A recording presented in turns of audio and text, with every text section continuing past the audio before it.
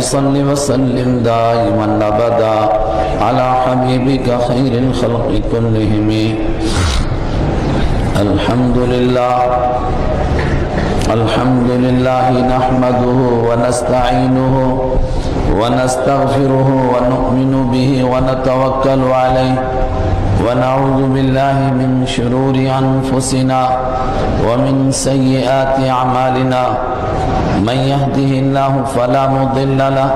ومن يضلله فلا هادي له. ونشهد أن لا إله إلا الله وحده لا شريك له. ونشهد أن سيدنا ونبينا ومولانا محمدا عبده ورسوله صلى الله تعالى عليه وعلى آله وأصحابه أجمعين. أما بعد، أعوذ بالله من الشيطان الرجيم. بسم الله الرحمن الرحيم. يا أيها الذين آمنوا لا تتخذوا بطانة من دونكم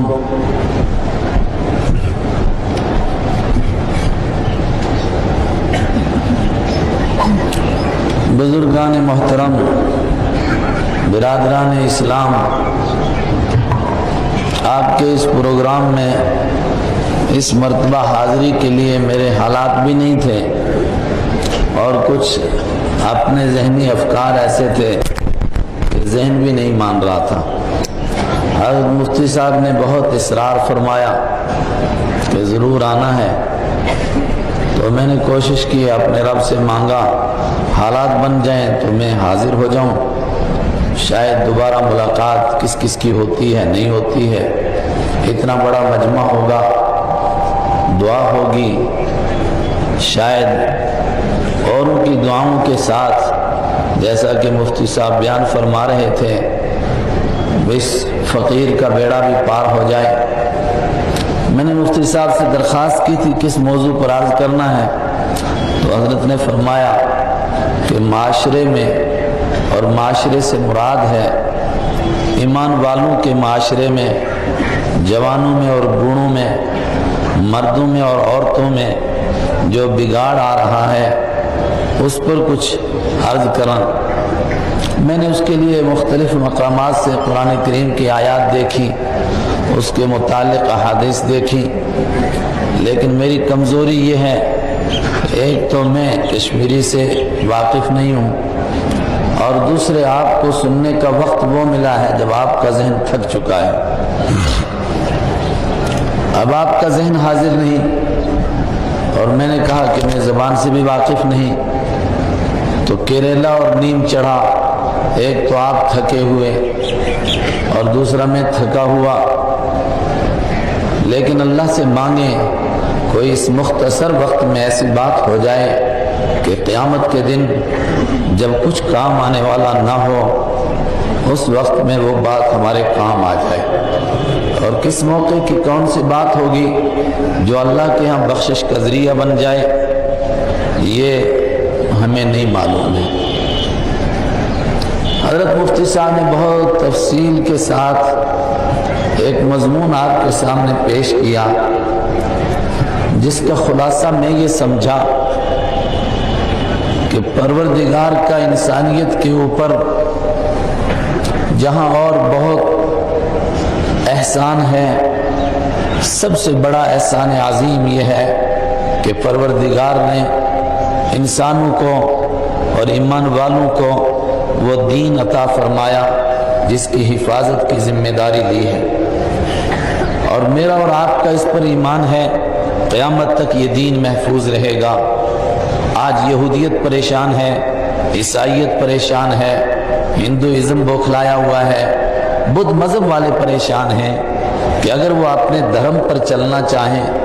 اپنے مذہب کو اپنانا چاہیں، ان کے سامنے کوئی واضح شاہراہ نہیں ہے، ان کے سامنے ان کے مذہب کی صاف باتیں نہیں جن کو وہ مان سکیں.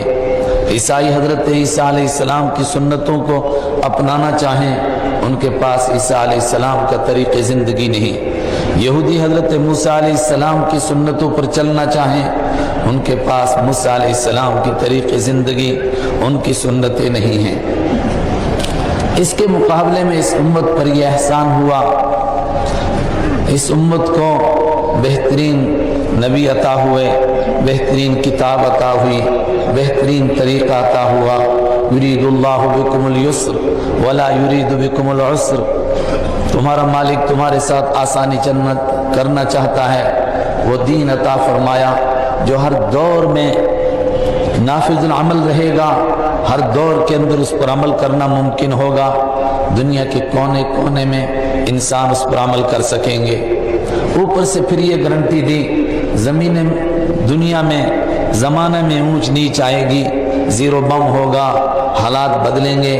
مگر انا نحن نزلنا الذکر وانا له لحافظون، یہ قرآن میں نے نازل کیا ہے، یہ دین میں نے تم کو دیا ہے، میں قیامت تک اس دین کی حفاظت کروں گا، اور جب اس دین کی حفاظت نہیں ہوگی اور یہ دین مٹے گا اور زندگیوں سے نکلے گا، اس کے بعد پھر قیامت ہی آ جائے گی۔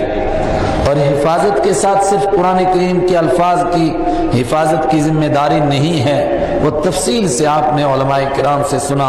خاص طور سے حضرت مفتی صاحب سے، کہ قیامت تک پروردگار ایسے لوگ پیدا کرتا رہے گا جو اس دین کو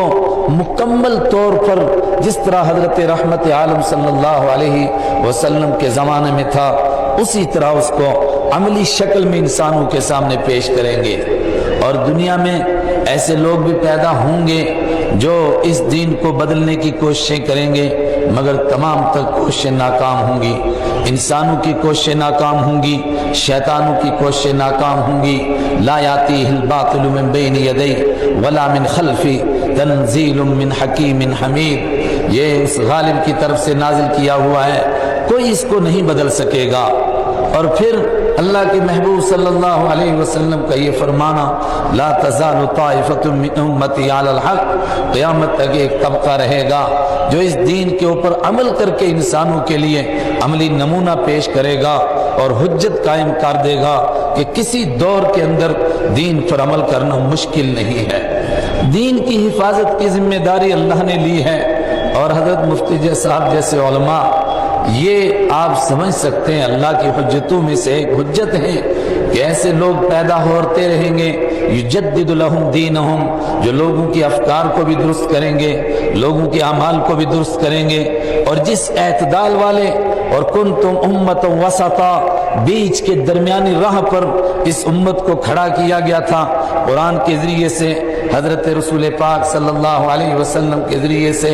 ایسے لوگ پیدا ہوتے رہیں گے جو اسی اعتدال والے راستے کے اوپر امت کو کھڑا رکھیں گے، اس میں نہ افراط ہونے دیں گے، نہ تفریط ہونے دیں گے، نہ امت کو ادھر جھکنے دیں گے نہ ادھر جھکنے دیں گے، برابر وہ مسلسل ان کے افکار کو بھی درست کریں گے، اعمال کو بھی درست کریں گے۔ مسئلہ کیا ہے؟ مسئلہ یہ ہے امت کی حفاظت، یعنی ایک انسان کی حفاظت، ایک قبیلے کی حفاظت، جس کے دادا نے دین قبول کر لیا، جس کے پردادا نے دین قبول کر لیا، اس کے لیے حفاظت کی گارنٹی نہیں ہے، حفاظت کی گارنٹی دین کے لیے ہے۔ اور اس کے ساتھ میں یہ چیلنج ہے، ان تتولوا یستبدل قوما غیرکم، اے انسانوں میرا دین قیامت تک رہے گا، اگر تم دین سے ہٹو گے، میرے نبی کی سنتوں کو چھوڑو گے، دین کے افکار میں تم سے قطر و بیونت ہوگی، ذرا سا اعتدال سے ادھر ادھر ہٹو گے، یستبدل قوما غیرکم ثم لا یکونوا امثالکم، قیامت تک وہ لوگ پیدا ہوتے رہیں گے جو دین کو صحیح طریقے سے اس پر عمل کر کے دکھائیں گے، ثم لا یکونوا امثالکم، وہ تمہاری طرح نہیں ہوں گے۔ یہ ہے اصل فکر کا موضوع،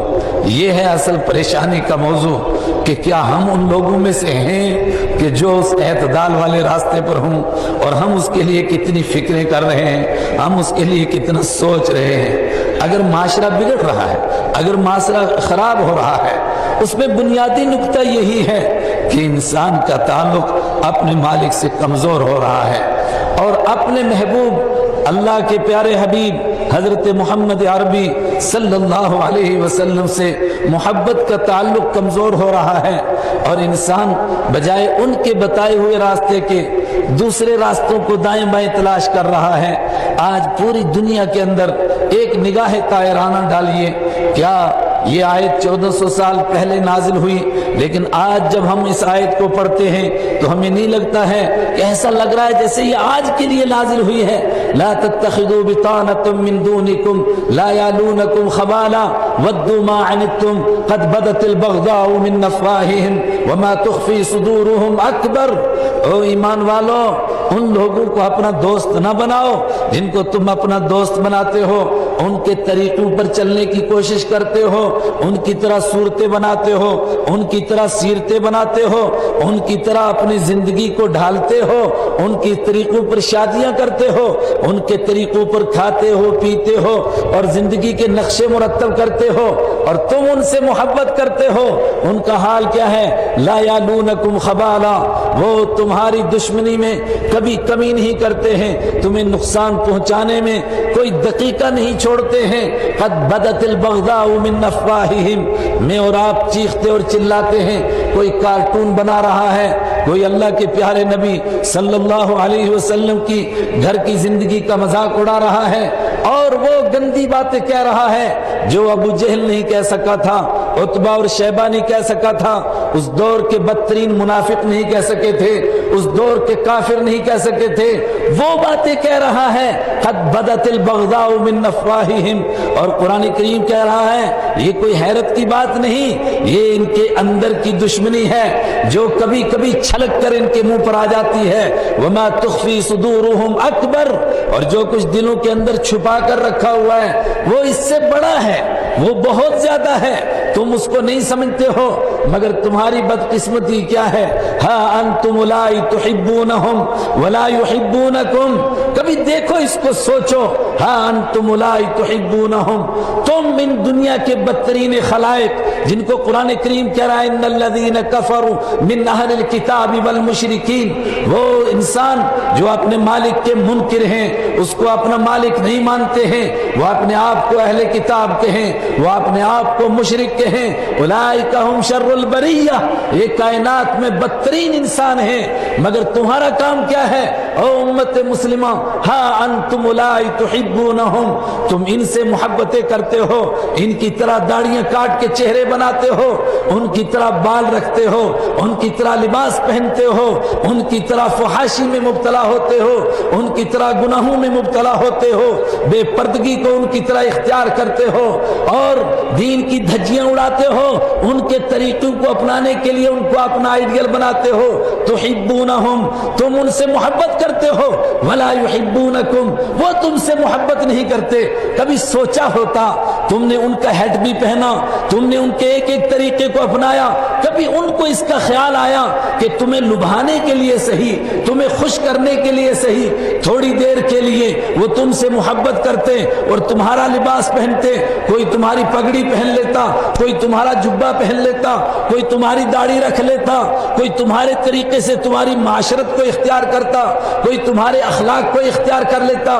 کوئی تمہارے کردار کو اختیار کر لیتا، کوئی معاملات میں تمہارے جیسے معاملے کرنے لگتا، تم سے محبت کرتا۔ ہا انتم اولئک تحبونہم ولا یحبونکم، ہائے بدقسمت انسانوں، اس کے باوجود تم ان سے محبت کرتے ہو، تم نفرت کرتے ہو، چیختے ہو، چلاتے ہو، یہ ہمارے نبی کی مذاق اڑاتے ہیں، یہ بدترین خلائق ہیں۔ ہم انسانوں کو امن کا پیغام دینے کے لیے آئے اور ہم سب پر ایمان لاتے ہیں۔ وَتُؤْمِنُونَ بِالْكِتَابِ كُلِّهِ، حالانکہ تم ہر ایک کتاب کو مانتے ہو۔ کیا عجیب قسم کا تفاوت ہے، ایک طرف تمہارا یہ عقیدہ ہے، اگر تم حضرت موسیٰ علیہ السلام، حضرت عیسیٰ علیہ السلام اور تمام انبیاء کرام کے اوپر اس طرح ایمان نہ لاؤ جس طرح کہ حضرت رسول اکرم صلی اللہ علیہ وسلم پر ایمان لاتے تھے، تو تمہارا ایمان ناقص ہوتا ہے، بلکہ تم کفر کی سرحدوں سے ٹکرا جاتے ہو۔ اور دوسری طرف یہ ہے کہ اگر تمہارے نبی کا انکار نہ کریں اور ان کی تکذیب نہ کریں،